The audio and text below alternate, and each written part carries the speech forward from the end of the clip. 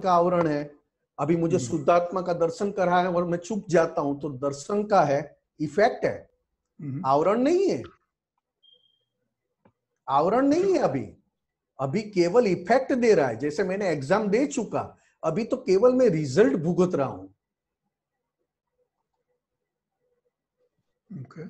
हाँ, तो वो जो, लेकिन जो इफेक्ट, क्या जो इफेक्ट है, जो मुझे दर्शन नहीं हो पा रहा है, ज्ञान नहीं हो पा रहा है, पूरा नहीं दिख पा रहा है, तो आवरण के कारण ही है ना? इफेक्ट, इफेक्ट भाई साहब, आवरण बोलोगे तो नए कर्म बनते हैं, नए कर्म चार्ज होंगे, और अभी नए कर्म चार्ज होते नहीं अक्रम विज्ञान में। इसके लिए सारी इफेक्ट के रूप में आपको भुगतना पड़ रहा है। ये आपका नाम क्या बताया आपका? विनोद, विनोद खुद बंसल। ही इफेक्ट के रूप में है। विनोद जी खुद ही इफेक्ट के रूप में है। आपको कहां पता था कि आपने जन्म लिया तभी कहां मैं जन्म लूंगा, कौन से माता पिता के पास जन्म लूंगा, कौन से कास्ट कम्युनिटी में जन्म लूंगा, कौन सी जगह जन्म लूंगा। आपका फोटो चला गया विनोद जी। आप नहीं, यहाँ तो मैंने तो कुछ चेंज नहीं किया। और ये सब ये आपको कहां हमें पता था? तो कैसे विनोद जी का जन्म हुआ? विनोद जी को तो पता तक नहीं है कि कौन से पेरेंट्स होंगे, कौन सी जगह लूंगा जन्म, कौन सी कास्ट कम्युनिटी, कैसा मेरा लुक होगा। ये कैसे मिला आपको? केवल इफेक्ट है ऐसा।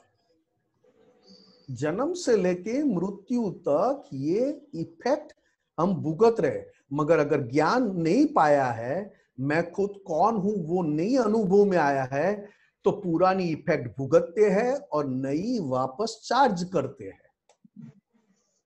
अब ये ज्ञान लिया, मैं कौन हूं, मुझे अनुभव हुआ, मुझे श्रद्धा भी बैठ गई कि मैं निश्चय निर्णय से शुद्ध आत्मा हूं, और ये जो नाम मिला है वो टेम्पररी और विनाशी है। तब जाके जो कुछ भी बाकी है वो इफेक्ट के रूप में चुका चुका कर हम छूट रहे हैं, और हमारा खुद का दर्शन शुद्धि बढ़ रहा है, ज्ञान शुद्धि बढ़ रहा है। समझे साहब? दर्शन शुद्धि बढ़ रहा है, ज्ञान शुद्धि जो बता रहे हैं कि भी जो ये आवरण चला तो गया है, आवरण नहीं रहा। अभी इफेक्ट भुगत लिया तो शुद्धि का आगे बढ़ना है। आवरण नहीं रहा, इफेक्ट भुगत लिया है, इसके लिए शुद्ध होना है। क्योंकि मैं इफेक्ट के रूप में देख रहा हूं, भुगतने के रूप में नहीं देख रहा हूं। और जो नो कर्म वाली बात है, नो कर्म कहां अभी से जो आता है? नो कर्म की बात है वो तो 5 इंद्रियों से अनुभव में आने वाली बात है। ये आंखों से, कान से, जबान से, 5 इंद्रियों से अनुभव में आने वाले कर्मों को नो कर्म कहा। नो कर्म, वो भी कर्म फल है, वो भी इफेक्ट है। तो शाता अशाता वेदनीय जो होता है, उसमें जो नो कर्म, उसमें क्या फर्क है? साता अशाता वेदनीय कर्म है। वेदनीय कर्म मतलब अघाती कर्म, वो तीर्थंकर भगवान का कहलाता है, अपना नहीं। तीर्थंकर भगवान का लास्ट डे हो, ये पिक्चर बदल गया साहब, पिक्चर बदल गया। ओके विनोद भाई, ठीक, ओके। जय सच्चिदानंद। जय सच्चिदानंद जी। ब्रिज कुमार,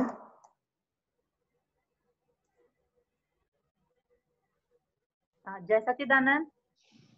जय सच्चिदानंद। तो भक्ति से ऊंचा गिना जाता है। क्या? वापस बोलिए, आपका आवाज नहीं सुनाई दी है। निधि ध्यान तो भक्ति से ऊंचा गिना जाता है। नहीं, वापस नहीं सुनाई दिया मुझे।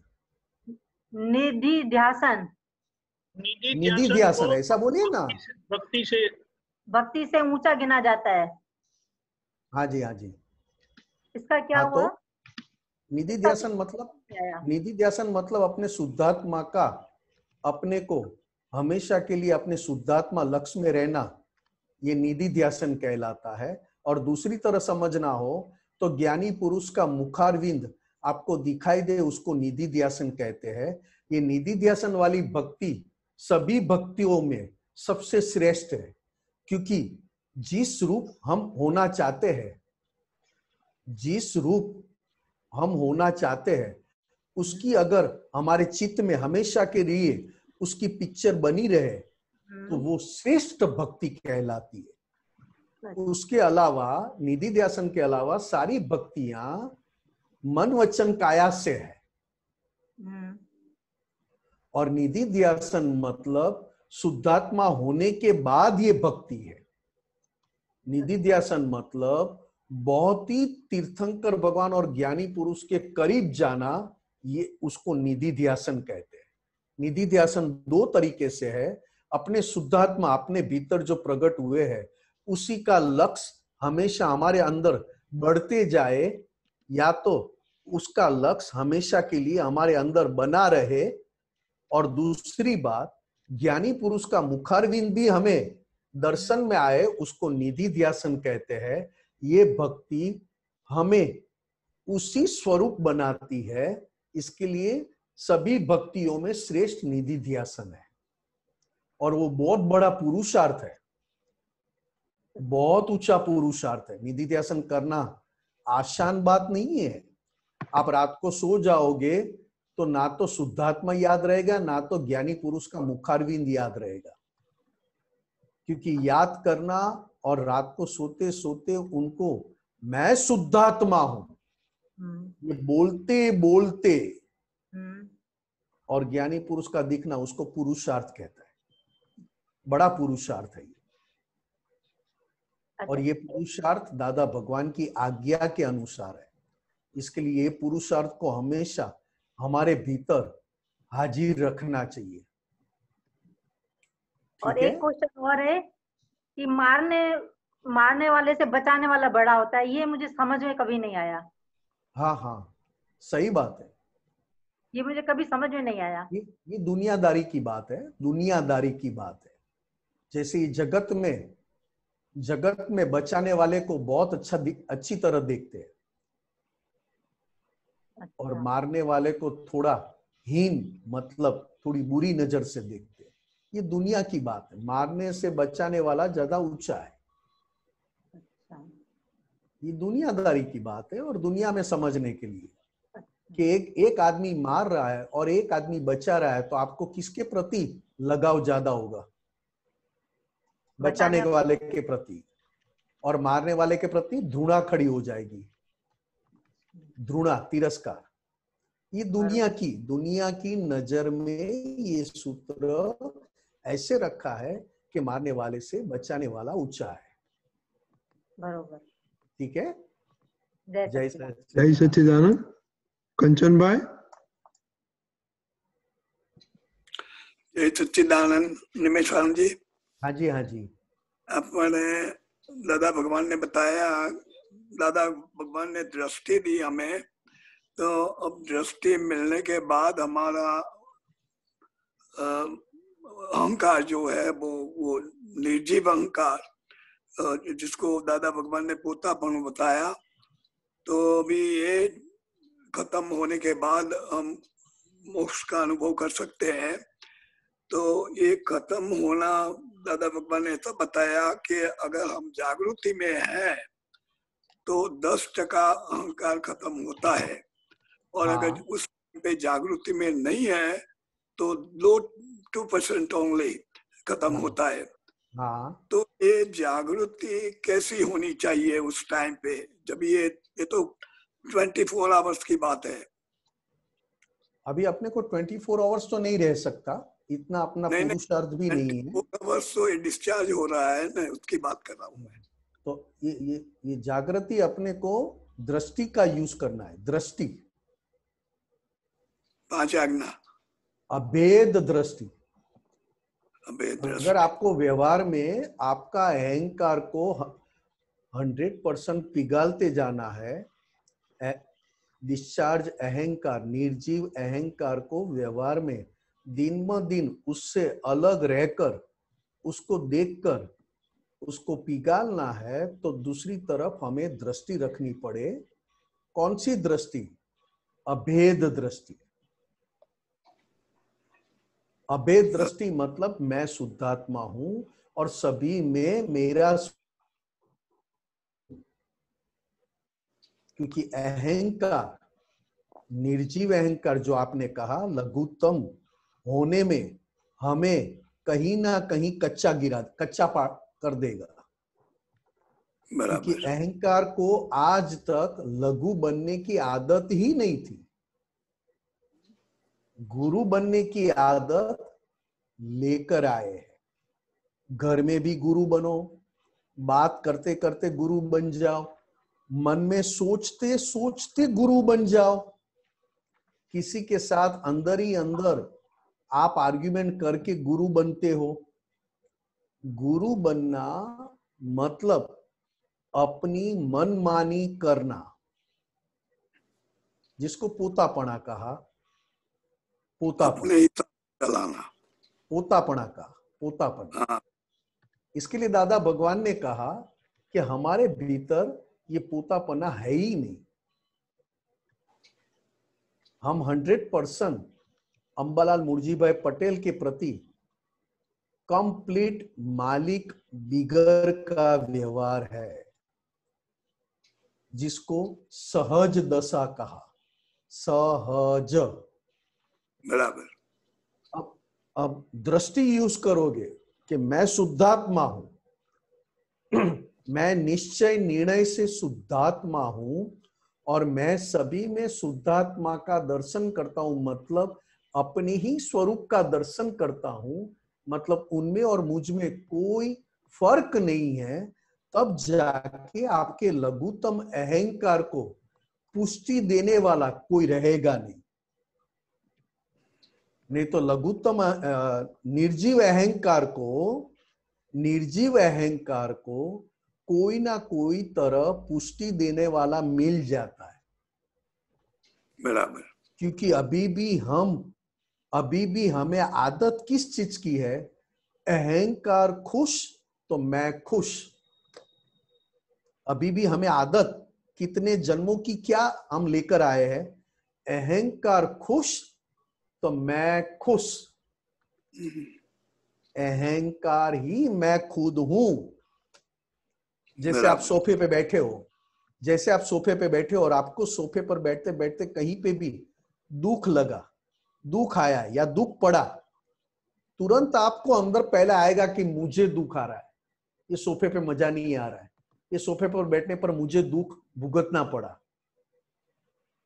ये हमारी पिछले कितने जन्मों की आदत है। और कौन सी आदत है? तो कि संसार की हर एक क्रिया को भुगतने वाले बन जाते।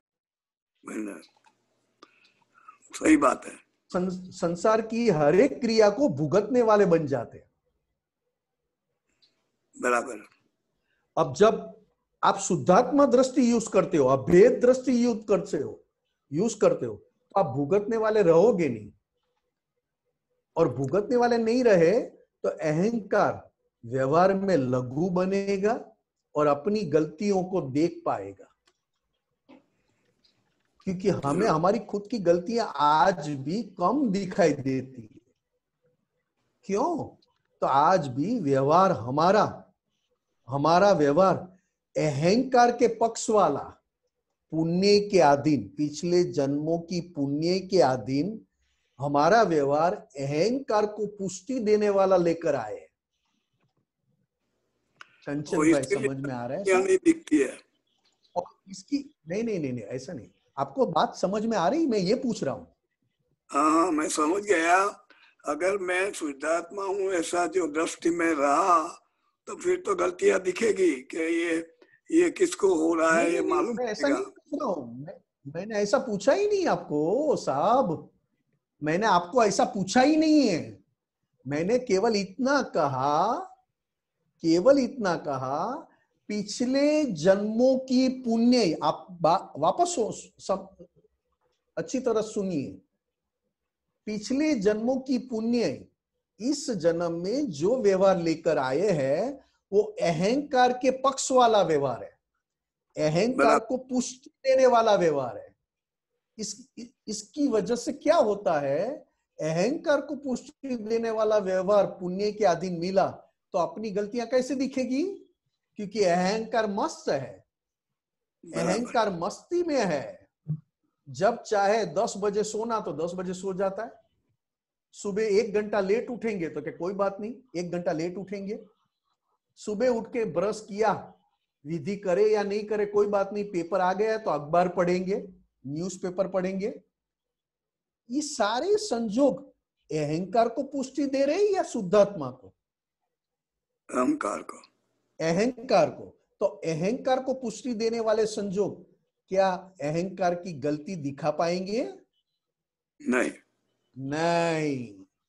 बराबर। इसके लिए हमारी आदत देखो आप, है निर्जीव अहंकार, मगर सुबह उठ के टीवी स्टार्ट करना, न्यूज सुनना, कितना कोरोना बढ़ा है, या तो और गवर्नमेंट की बातें सुनना, कुछ सुनना, चाय पीते जाना, चाय पीते पीते वापस न्यूज़पेपर पढ़ना, स्नान करने जाए तो आराम से जाएंगे क्योंकि अपने घर में गीजर है, अब कोई जरूरत नहीं है सुबह सुबह स्नान करने की। तो ये सारी क्रिया, जो सारा व्यवहार है, वो अहंकार के पक्ष वाला है। और अहंकार, निर्जीव अहंकार के पक्ष वाला होने के कारण अहंकार भी लघु नहीं बन पाता साहब। ठीक है ना साहब कंचन भाई? बराबर। अब इसमें आप अभेद दृष्टि, शुद्धात्मा दृष्टि आप अपने भीतर आप खड़ी रखोगे, अपने भीतर हाजिर रखोगे, तो निर्जीव अहंकार लघु भी बनेगा और साथ साथ गलतियों का परिचय ज्यादा देगा। क्योंकि हमें आफ्टर ऑल हमें अपनी गलतियों से मुक्त होना है, किसी और चीज से मुक्त नहीं होना है। बराबर। और जब गलती नहीं दिखाई दे हमें, हमारी खुद की गलती ना दिखाई दे, तो हमें मुक्ति क्या मिलेगी? हाँ, डेफिनेटली ज्ञान लेने के बाद हम मुक्त हो चुके हैं, हमेशा के लिए मुक्त हो चुके हैं। मगर मुक्ति का अनुभव करने के लिए हमें हमारे पुरुषार्थ से हमारी गलतियां दिखाई दे और एक एक गलतियों से छूटते जाए, वैसे मुक्ति का अनुभव होते जाए। ठीक है कंचन भाई? जय सच्चिदानंद। जय सच्चिदानंद। विभूति बहन। अच्छा, मुझे लगा टाइम हो चुका है। જય સચ્ચિદાનંદ નિમેશભાઈ, જય આજે સચ્ચિદાનંદ। ક્લિપ આવી હતી ને એની ઉપર એક લિસ્ટ હતું, એમાં એક વાક્ય છે, ઉદયમાં તન્મયાકાર નથી થવા દેવું એ જ પુરુષાર્થ। તો એ કેવી રીતે? हाँ, यही अभी मैंने अभी बात यही कहा ना, अभी वही बात किया कि उदय किसका है, कौन कर रहा है, कौन भुगत रहा है, और मैं खुद कौन हूं। चाय पीने का उदय किसका है? हाँ। चाय पीने वाले को चाय भाती है, क्योंकि ये उदय अहंकार को बढ़ावा देने वाला उदय है। मुझे चाय भाती है, सामने से चाय इकट्ठी हुई, मैंने चाय पिया, मैंने बहुत अच्छा लगा, ये सब मैंने देखा या भुगता। अगर मैं देखने वाला हूं तो मैं उदय से अलग हूं। ओके। और मैं भुगतने वाला हो गया तो मैं अहंकार के पक्ष वाला हूं कि नहीं, मुझे तो चाय मिलेगी तब मेरा मूड आएगा, तब तक मेरे साथ कोई ज्ञान की बात नहीं करना, सत्संग की बात नहीं करना, पहले चाय लाओ। और जैसे ही चाय पिएगा फिर हाँ बोलो बोलो क्या बात करना है। तो ये समझ में आता है कि उदय चाय का है। चाय का उदय होने पर भी उनकी उदय चाय का होना मतलब उसकी आदत है, जिसको गुजराती में कहते हैं टेव और हिंदी में कहते हैं आदत। ये आदत के साथ आपका स्वभाव भी मिक्स हो चुका है कि नहीं मुझे तो चाय चाहिए, नहीं मुझे तो चाय चाहिए। अब दादा भगवान ने क्या कहा, आदत भले ही टिकी रहे, उदय भले ही हो चाय पीने का, मगर आपके स्वभाव बदल जाना चाहिए। आपका स्वभाव शुद्धात्मा के पक्ष वाला हो जाना चाहिए। मतलब चाय पीते तो हो, मगर आप क्या कहते हो, चाय पीना ये मेरी कमजोरी है और मेरे लिए बहुत बड़ी फाइल है। तो चाय में से आपको सुख नहीं आएगा। तो पूरा उदय अलग और आप अलग।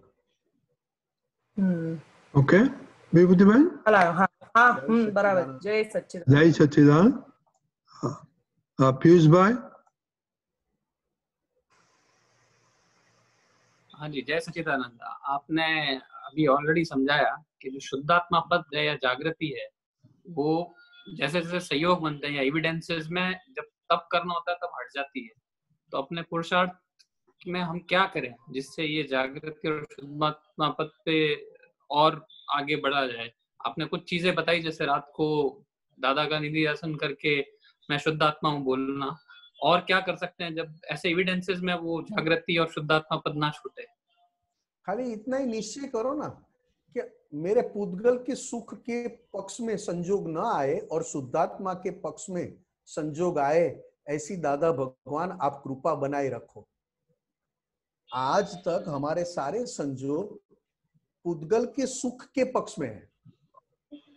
पुद्गल शरीर, और पुद्गल का सुख पुद्गल नहीं भुगत रहा है, अहंकार भुगत रहा है। जैसे आप स्नान करने गए, सुबह उठकर आप स्नान करने गए, तो स्नान कौन कर रहा है, अहंकार या शरीर? शरीर। सही बात है, घबराइए मत, शरीर कर रहा है। मगर उसकी मजा कौन ले रहा है?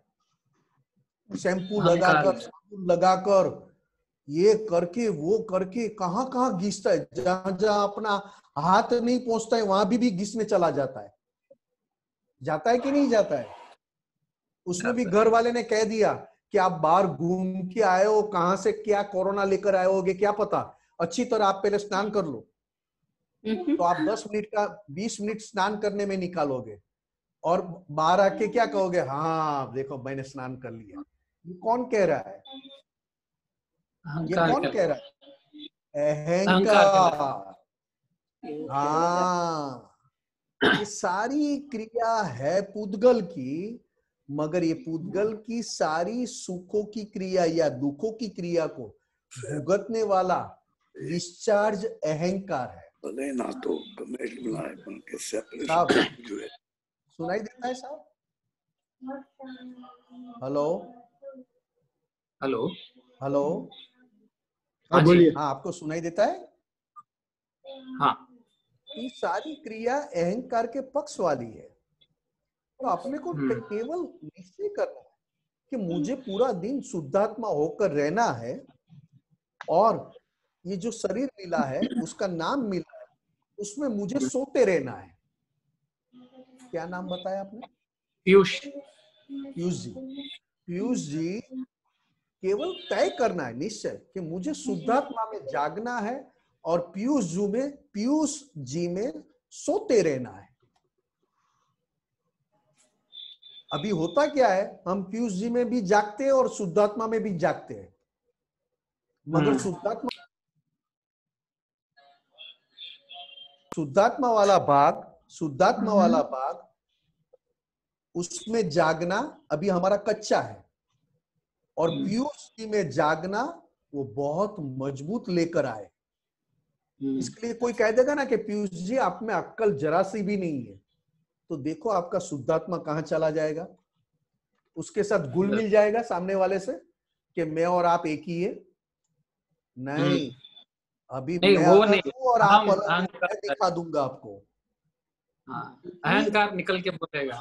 इसके लिए दादा भगवान ने कहा कि तय कर लो, हमने शुद्धात्मा पद आपको दिया है, और शुद्धात्मा पद की अगर हमें वैल्यू समझ में आ जाए तो हमें शुद्धात्मा के पक्ष में पूरा दिन निकालना है, और पीयूष जी के पक्ष में हमें जागते रहना है, बस देखते रहना है। पीयूष जी को आज सुबह से संजोग क्या आया, चाय का आया, फिर कौन से मिले, क्या क्या व्यवहार हुआ, किसके साथ पीयूष जी को मजा आया और किसके साथ पीयूष जी को मजा नहीं आया, ये देखना आपका काम है। ठीक है साहब? ओके। हाँ, जय सच्चिदानंद। निमेशान जी टाइम हो गया है, तो हम पहले बिफोर एक्सपीरियंस दिलीप भाई को सुनेगा, बाद में एक्सपीरियंस, बाद में आपका एक्सपीरियंस। दिलीप भाई। दिलीप भाई। हाँ, जय सच्चिदानंद। जय सच्चिदानंद सर्व महात्माओने मिच्छामी दुक्कड़म બધા સર્વ આપ્ત પુત્ર અને સર્વ મહાત્માઓને મિચ્છામી દુક્કડમ। આજે દીપક આનંદજીએ મને 8 વાગે ફોન કરીને કીધું કે તમારે 10 વાગે બોલવાનું છે 5 મિનિટ માટે। હવે આમાં તો ખાલી મારે આપણે આ જે પર્યુષણ બધાએ ભેગા થઈને જે કર્યું ઝૂમ ઉપર એનો એક્સપિરિયન્સ મારે કેવો છે। એમાં જે આપણે બધાને બધા શ્રીમંત આપત પુત્રોએ જે આપણને જે ટોપિક્સ ઉપર વાત કરી છે અને એવા સારા ટોપિકો બધા ચૂઝ કરીને આપણને એના ઉપર એનો જે ફોડ મળ્યો છે એના ઉપર હવે આપણે નેક્સ્ટ પર્યુષણ સુધીમાં તો બહુ વધારે તૈયાર થઈ ગયા છું। અને આપણે બધા જ મહાત્માઓએ જે આપણા આપત પુત્ર જે બધાએ આટલો બધો પરિશ્રમ કરી અને આપણને આટલો બધો ટાઈમ આપ્યો દરરોજનો 5 થી 6 કલાક, એની માટે આપણે બધાને એપ્રિશિએટ કરીએ છીએ। અને સૌ મહાત્માઓ જે આમાં ઝૂમમાં કનેક્ટ કરે છે અને બધા આપણા પ્રસંગોમાં આ ઝૂમના પર્યુષણમાં જોઈન થઈ અને એકબીજાની સાથે ક્વેશ્ચન આન્સર થી સમજણ વધારે છે એ સૌ મહાત્માઓને ઘણો ઘણો આભાર। કારણ કે મને તો કોઈ દિવસ ક્વેશ્ચન આવતા નથી પણ બધાના ક્વેશ્ચન સાંભળીને મારી પણ ઘણી ગાંઠો ખુલે છે। એટલે આ ઘણી વસ્તુ આ બહુ જ લાભદાયી છે મારી માટે અને મને લાગે છે કે જેટલા મહાત્માઓ કનેક્ટ થાય છે બધા માટે આ બહુ લાભદાયી છે।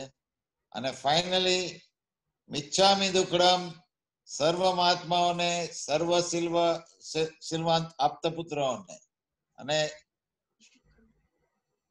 જય સચ્ચિદાનંદ। અને આપણે ઝૂમના સત્સંગ તો as per Deepak Anandji we are going to continue on a regular and this is going to be a fantastic way because everybody can do their vidhi and their arti and asim jayakar on a daily basis without fail, which is very very good for everybody। અને બધાને ઉલ્લાસ વધતો જશે જેમ જેમ અસીમ જયકાર ને દરરોજ બધાને ત્યાં આરતી થશે એમ એમ જગતનું કલ્યાણ થશે એવું દાદા ભગવાને દીપક આનંદજીએ કીધું। દાદા ભગવાને એવું કહેલું છે। તો સર્વ મહાત્માઓને જય સચ્ચિદાનંદ અને મિચ્છામી દુક્કડમ। જય Sachchidanand. Thank you Dilipbhai. Deepak Anand ji, experience time और जरा 1 मिनट में हिंदी में just summarize what Dilip bhai said before we do the experience, please.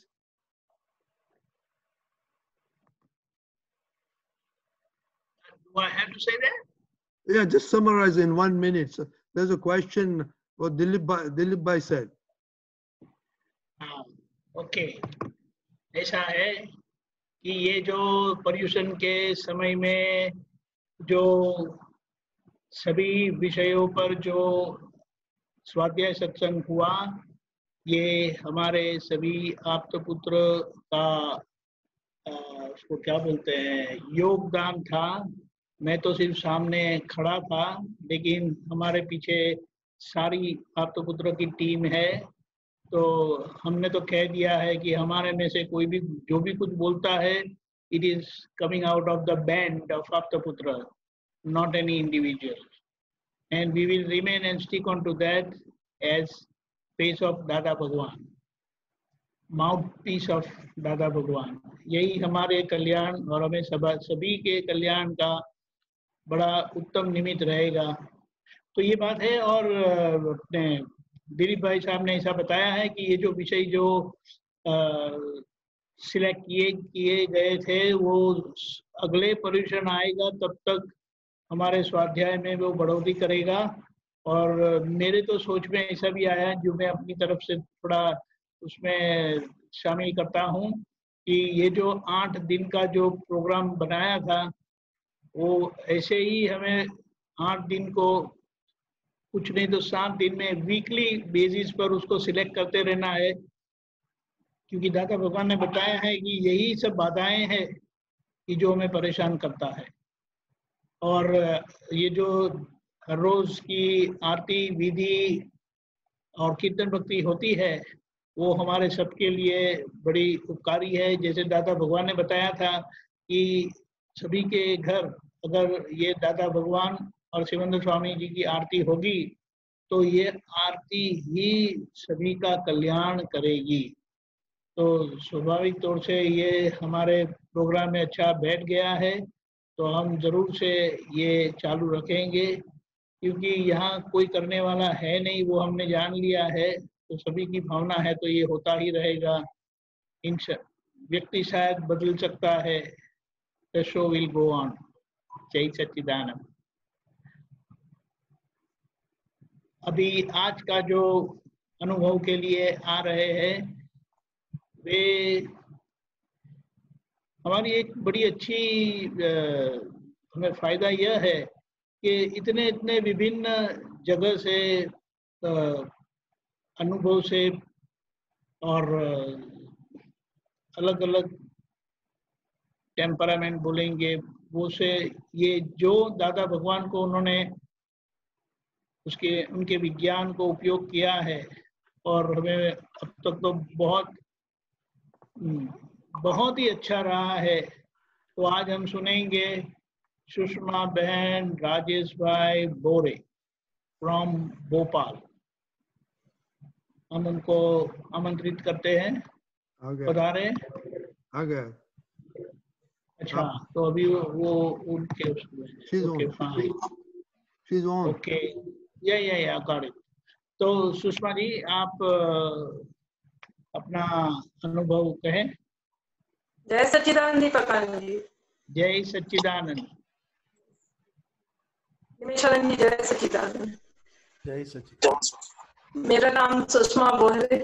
अब परिचय भोपाल का चूंकि हो चुका है, लेकिन अपने यहाँ जैसे गुजराती में बोलते मूल वतन, तो मूल वतन श्री संदूक नर्मदा तट पे है हम लोगों का जो गांव है, खेती है हम लोगों की, तो वहां से हम लोग बिलोंग करते हैं।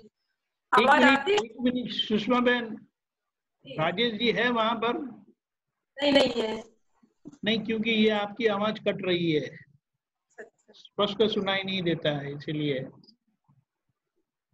जय सच्चिदानंद। आई आवाज?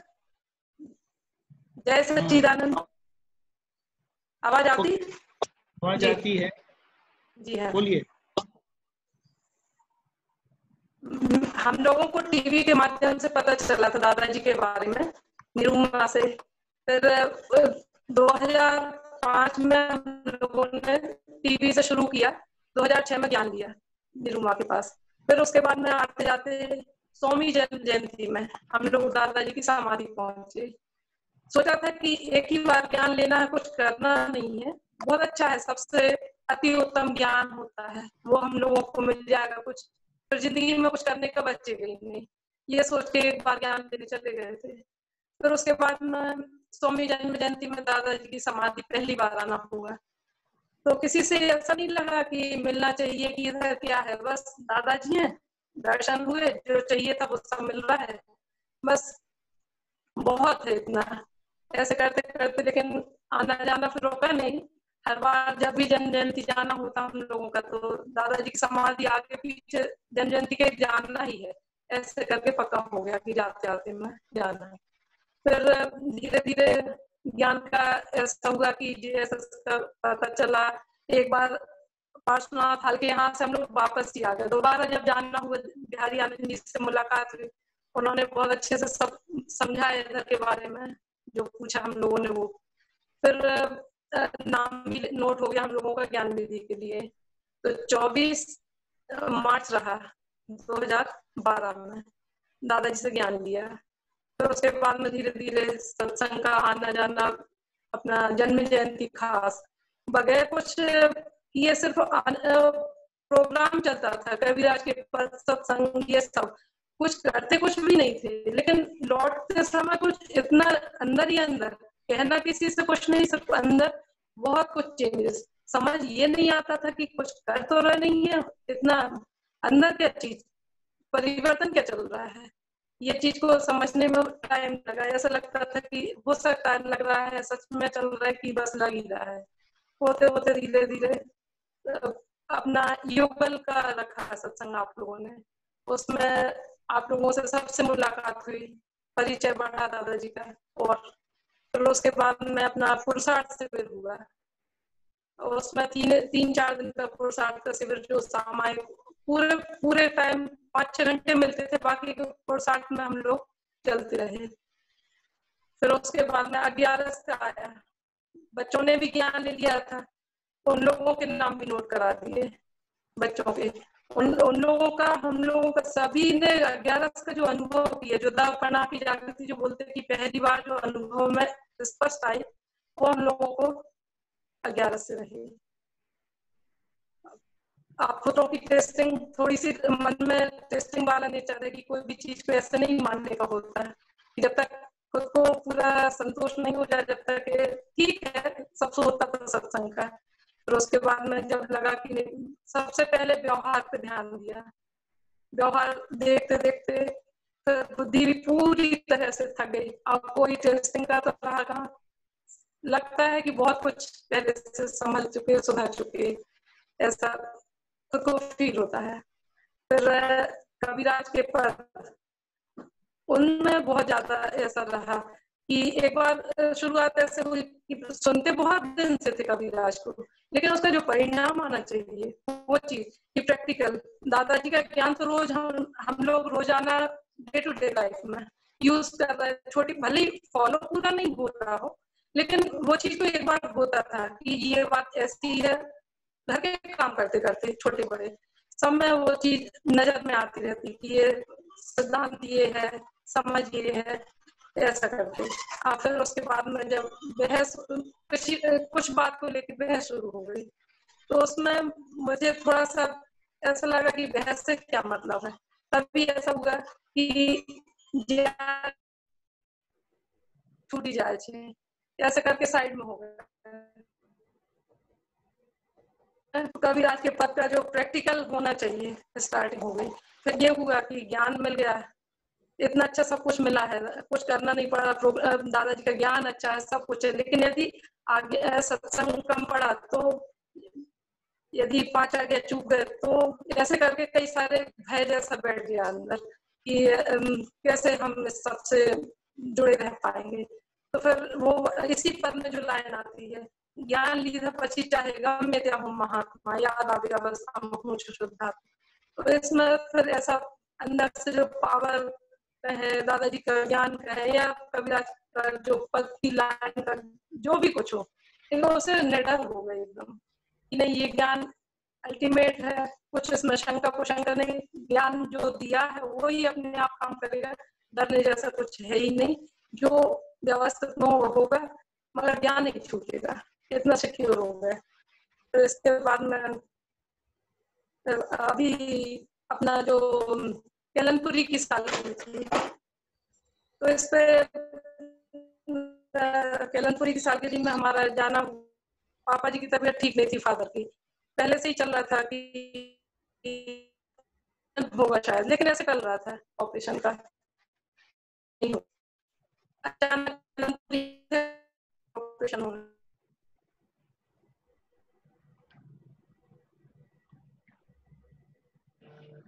सुषमा बहन, आपकी आवाज कट रही है। ऐसा हुआ कि फॉर्मल कि कहो तो हम अभी आए क्या, इधर सत्संग में है। जैसे ही सुना उन लोगों ने सत्संग में, बोले नहीं नहीं कोई जरूरत नहीं है, अच्छी जगह पे हो, वहां रहोगे तो कुछ हम सभी के लिए अच्छा होगा, हम सभी के लिए अच्छा रहेगा। तो आपसे दीपक आनंद जी से बात हुई कि पापा जी को ऑपरेशन कैसे अचानक आ गया, तो आपने नाम पूछा, ये सब पापा जी को बता दिया कि आपके लिए कुछ प्रार्थना जो भी कुछ है हम लोगों ने बात कर ली है, ऐसा होता है। उन लोगों का, मम्मी पापा जी दोनों का अनुभव मेरा तो जैसे सत्संग में सालगिरह की उजवनी में पूरा टाइम चला गया, एक दो बार ऐसे जरूर याद आया। आपने दीपक आनंद जी ने ही मेरे से पूछा कि कैसा क्या, वो सब बात हुई, कितने बजे जाना ऑपरेशन के लिए, ये बता दिया सारा कुछ। उसके बाद में सालगिरह चलती रही, प्रोग्राम होता रहा, मगर मम्मी पापा जी को उधर जरा भी कोई अंदर ऐसे थोड़ा भी हिला हो, घबराहट भी होगी ये क्या हो रहा है क्या नहीं हो रहा है, ऐसा कुछ भी उन लोगों को नहीं हुआ। बल्कि साथ में जो ऑपरेशन के लिए थे, खाने पीने के हर चीज की चिंता, जबकि ऑपरेशन बड़ा कह सकते, मेजर कह सकते, कुछ भी जो भी था इनका ही था। तो फिर बाद में उन्होंने अपना खुद ऐसा क्या हुआ होगा कि सब कुछ हुआ ऑपरेशन जैसे, पर उन लोगों के अंदर से कुछ हिला ना। मतलब दादाजी का, जैसे मुझे दादाजी केंद्र में रहते कि दादाजी हैं तो सिमंदर स्वामी, आप पुत्र हैं, महात्मा, सभी लोग हैं जो अपना, वो दादाजी का बिल्कुल ऐसे लगता है कि आप पुत्र, जो दादाजी के आप पुत्र हैं, उन लोगों से हमें सब कुछ जो भी चाहिए है बिल्कुल आराम से सब। कई बार नहीं भी बोलते तो आप लोगों की तरफ से हम लोगों को संकेत मिल ही जाते कि कैसे क्या होना चाहिए, ऐसे ज्ञान जागृति कहें या जो पद से या सत्संग से कुछ ना कुछ से मिल ही जाता है हम लोग को। फिर अभी लॉकडाउन दिसंबर जनवरी में मैंने दीपक आनंद जी को बोला कि दीपक आनंद जी मुझे कुछ ऐसा है अभी कि दिन क्या है, डेट क्या है, कुछ भी पता नहीं रहता, बस सुबह 5 गायत्री मंत्र होते हैं और सुबह से शाम हो जाती, कुछ पता नहीं चल रहा, बस चलता रह रहा कैसे भी। दीपक आनंद जी बोले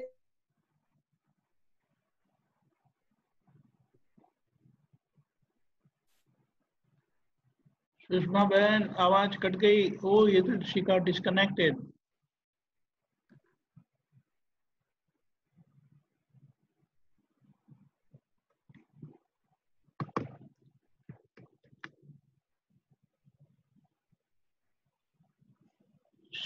ये तो दादाजी जैसे हो गए, बस शुद्धात्मा याद रहना चाहिए, शुद्धात्मा यदि याद है तो सब कुछ है, बस इतना रखना है आपको, बाकी कुछ नहीं। दादाजी को भी हम लोग बताते थे कि आज मंगलवार है, ये डेट है, वो डेट है, अच्छी दशा, नो प्रॉब्लम, आगे बढ़ो चलते जाओ, फाइलों का तो संभाव से निकाल हो रहा है ना।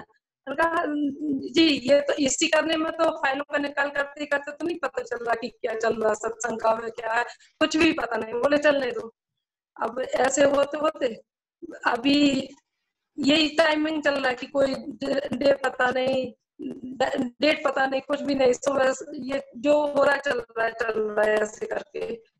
तो अभी कोई पता ही नहीं था कि पर्यूषण में मुझे कहाँ मिलेगा क्या मिलेगा, है पर्यूषण हो गई होगा लेकिन कब कहाँ रहेगा। लेकिन ऐसे संजोग बने कि अचानक भोपाल आना हुआ और अच्छे से अपना जो पर्यूषण का जितना भी जो कुछ लाभ मिलना चाहिए था वो निर्विघ्न रूप से मिला। आपका रैनी अंकल का दीपकानंद जी के इस घर में आना हुआ था, तो दीपकानंद जी ने बोला था कि सुषमा बहन आपके घर आए, मैंने कहा नहीं ये आपका ही घर है।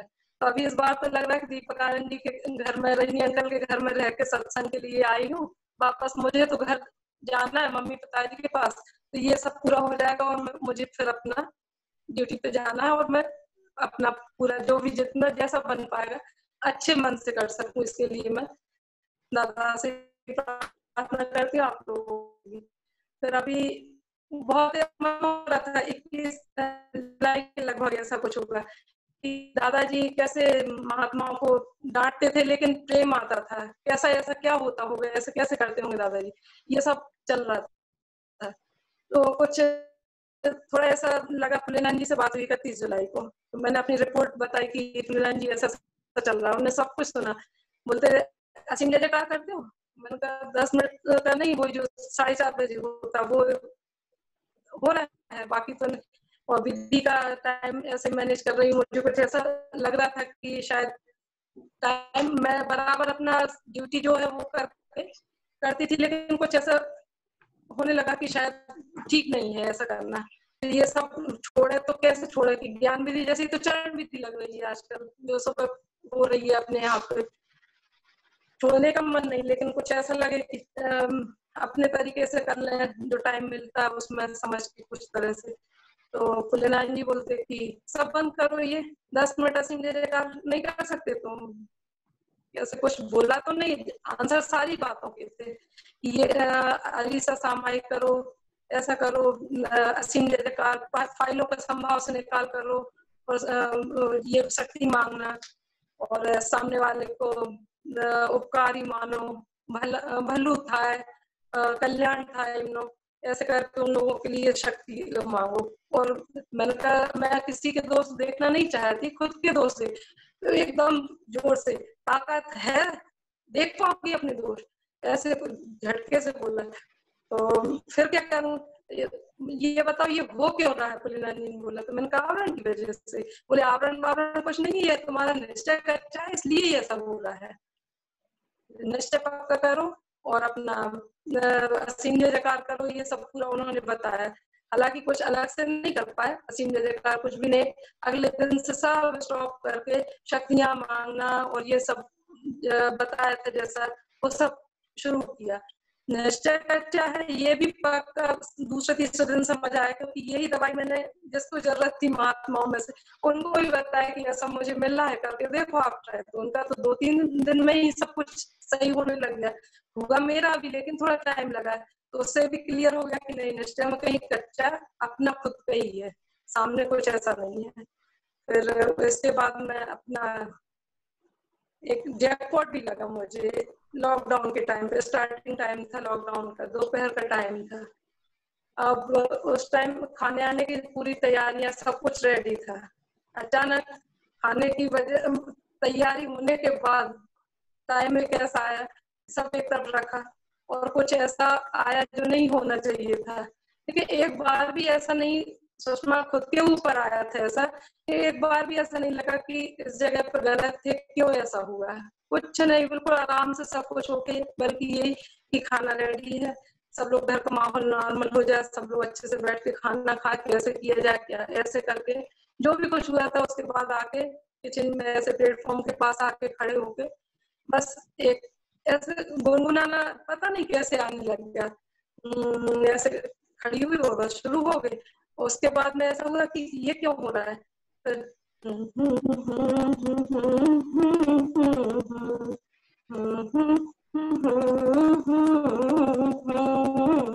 ऐसे करके बिल्कुल सामने भरत भाई अपने संगवी, इनका पूरा अपने एलनपुरी की स्टेज, आप पुत्र, भगवंत, देवी देवता सब पूरे एक साथ हॉल महात्माओं से भरा, एक साथ दिखा।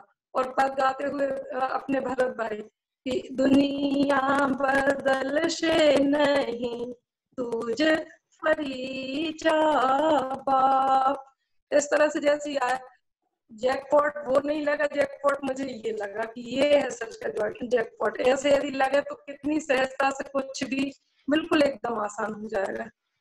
बहुत प्रत्यक्ष इतने सारे अनुभव होते कि कुछ कहाँ तक के कितना कहें, छोटे मोटे रोज उठते बैठते सुधरे अभी पूरे नहीं है, गलतियां बहुत हैं, कमियां बहुत हैं, अभी बहुत बाकी है, मगर बहुत ज्यादा मिल गया है, कम ही बचा है जितना भी कुछ ऐसा लगता है। अब बाकी दादाजी जान है। आप पुत्रों का तो जैसे 100 नंबर डायल करते हैं हम लोग, कोई प्रॉब्लम आती गवर्नमेंट ने दिया है। दादाजी ने इतने सारे आप पुत्रों का संग हम लोगों को दे दिया है, रात देखते न दिन, जब जरूरत आती फोन लगाया, ये प्रॉब्लम है कैसे सॉल्व हो जाती, कोई कुछ भी दिक्कत नहीं आती, अपने आप काम पूरा हो जाता है। बहुत सपोर्ट है सबके लिए। और सबसे बड़ा मेरे महात्माओं से निवेदन ये है, विनंती, कि ये अनुभव के लिए यदि किसी का हो, जैसे हम लोग 11 में नाम लिखाते अपने ज्ञान विधि के लिए लिखाते, यदि मेरा खुद का अनुभव एक ऐसा कि अनुभव शेयर जरूर कर रही, लेकिन सच में नहीं हो पा रहा है क्योंकि वो अंदर ही रहते। मगर फिर भी मुझे जैसे ही हुआ कि अनुभव शेयर करना, जैसे ही हुआ तो अपना जो बचपन से लेके अभी तक का ये बोलूं कि वो बोलूं, ऐसे करते करते पूरा रिवाइज हो गई। अभी तक के जितना लगता है बहुत कुछ रिवाइज हुआ। हमेशा नेगेटिव ज्यादा दिखता है कि ये ऐसा है, वो ऐसा नहीं होना थी, वैसा होना थी, ये क्यों, वो क्यों, सब बंद हो गए। इतने सारे पॉजिटिव दिखना शुरू हो गए कि उसके कारण मुझे ऐसे लगने लगा कि कुदरत ने सच में कितनी हेल्प की है बचपन से अभी तक के। ऐसा शायद नहीं लग रहा है कि कहीं गिरे ही हों, हमेशा ऊपर की तरफ उठना हुआ है। कुदरत ने बहुत सपोर्ट की जिसको हम कभी देख नहीं पाए थे वो। तो यदि मुझे लगता है कि सभी हम लोग महात्मा शेयर करेंगे यदि अपना अनुभव, तो शायद मेरे साथ हुए ऐसा सबके साथ हो तो कितना अच्छा रहेगा। प्रतिक्रमण यदि अभी मैं तो नहीं कर पाती, खुला बोल रही, शॉर्टकट में जाना चाहती, अक्रम में भी अक्रम ढूंढती हूँ कि लंबा प्रतिक्रमण नहीं, शॉर्ट में।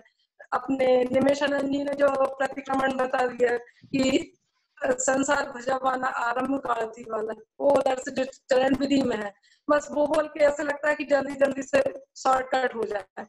ऐसा है, मेरा तो नहीं होता प्रतिक्रमण, लेकिन जो सच्ची पुरुषार्थ करते महान, बहुत हेल्प मिलेगी। जैसा भी वो दादाजी ने बोला, आज्ञा समझ के अनुभव शेयर किया, सभी के ऐसे ही होगा ऐसा लगता है। और अच्छी, मुझे लगता है जब मेरा इतने में ही इतना हुआ, सब पे इतना ज्यादा पुरुषार्थ कितना ज्यादा होगा महात्माओं का। जय सच्चिदानंद। जय सच्चिदानंद। सबसे अच्छी बात ये सारे बोरे फैमिली का ऐसा है कि अपने बच्चों को लेके जब भी प्रोग्राम में आते हैं तो सारा परिवार आता है गाड़ी में, तो सारा परिवार गाड़ी में पूरा प्रोग्राम अटेंड करके जाते हैं। और जैसे उन्होंने बताया कि जब जब ऐसी परिस्थिति आई तो आप तो पुत्रों का संपर्क करके उनको समाधान मिल गया। और बहुत कुछ करना है, बहुत कुछ समझ में आता है, लेकिन कहाँ से बोले, कहाँ से शुरू करे और कहाँ अंत करे, ये बिल्कुल सही बात है, इतना आसान नहीं है। लेकिन एक बात स्पष्ट है कि आपको सत्संग का भाव है, महात्माओं के लिए भाव है, आप तो पुत्रों का संपर्क है, सत्संग का परिचय है, और आप लगातार आते रहते हैं, तो उसका समाधान आपको मिलता ही जाएगा। ये कौन आ गया पीछे आपके बाजू में? प्रत्युष। जय सच्चिदानंद। अरे पहचाना नहीं गया, नजदीक आया तो ओके ओके, बहुत बढ़िया। ये उनका बेटा है, इंजीनियर हुआ है, उनका भी कभी अनुभव सुन लेंगे हम जरूर से। तो बड़ा अच्छा फैमिली है। एक बात तो यह है कि सत्संग के परिचय से उनको जो समाधान मिलता रहता है वो अद्भुत है और उनको मिलता रहेगा। जय सच्चिदानंद। जय सच्चिदानंद सुषमा बहन। और दीपक आनंद जी, आप भूल गया आज को हर बर्थडे, सो मुबारक हो आपका बर्थडे के लिए। ओ सालगिरह मुबारक हो। जय सच्चिदानंद। जय सच्चिदानंद। निमेशानंद जी। ओके,